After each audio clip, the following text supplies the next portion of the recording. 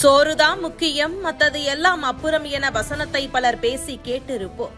ஆனால் சோற்றை போட்டுவிட்டு உயிர் பயத்தில் திமுகவினர் தெரித்து துண்டை காணோம் துணியை காணோம் என ஓடியது பலரை நகைப்பிற்கு உள்ளாக்கி இருக்கிறது. புதுக்கோட்டை மாலையீடு அருகில் உள்ள தனியார் திருமண மண்டபத்தில் புதுக்கோட்டை மாவட்ட திமுக ஆதி திராவிடர் நலக்குழு சார்பில் கூட்டம் நடைபெற்றது. இந்த கூட்டத்தில் புதுக்கோட்டை மாவட்டத்தில் இருந்து 500க்கும் மேற்பட்ட ஆதி திராவிடர் நலக்குழுவைச் சேர்ந்த உறுப்பினர்கள், நிர்வாகிகள் பலர் கலந்து கொண்டனர். கூட்டம் தொடங்கி முடியும் தருவாயில் அந்த திருமண மண்டபத்தில் 2வது தளத்தில் தொண்டர்களுக்காக மதிய உணவு தயார் செய்து அதனை 300க்கும் மேற்பட்ட தொண்டர்கள் அமர்ந்து சாப்பிட்டுக் கொண்டிருந்தனர்.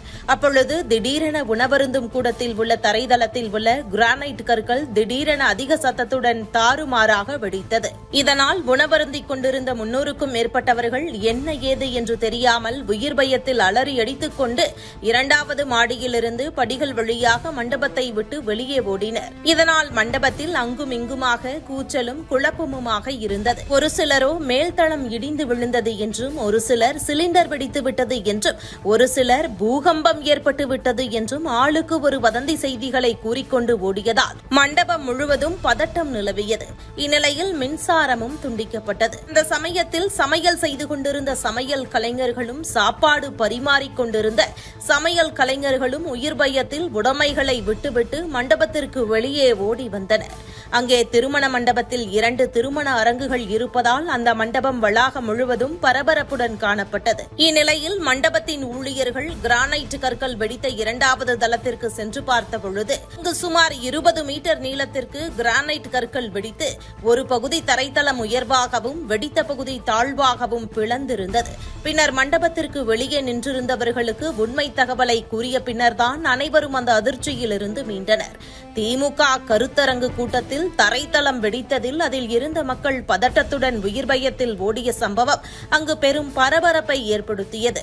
இவ்வளவு கலவரம் நடந்து உடன்பிறப்புகள் ஓடிய போதும் ஊதா சட்டை ஓட்ட உடன்பிறப்பு மட்டும் வருத்தப்படாத வாலிபர் சங்கம் படத்தில் வரும் சிவகார்த்திகேயன் சூரி போல சோற்றை போடு என சமையல் கலைஞர்களை விடாமல் வேலை வாங்கியது உடன்பிறப்புகள் சோற்றின் மீது கொண்ட பற்றை வெளிப்படுத்தும் வண்ணம் இருந்தது. எத்தனை இயற்கை வளங்கள் திமுக ஆட்சியில் கொள்ளை போயிருக்கும். அதன் சாபம்தான் கிரானைட் வெடித்து உடன்பிறப்புகள் ஓட்டம் எடுக்க வைத்திருக்கிறது. கடவுள் இருக்கா குமாரி என பலரும் கமெண்ட் செய்து வருகிறார்கள்.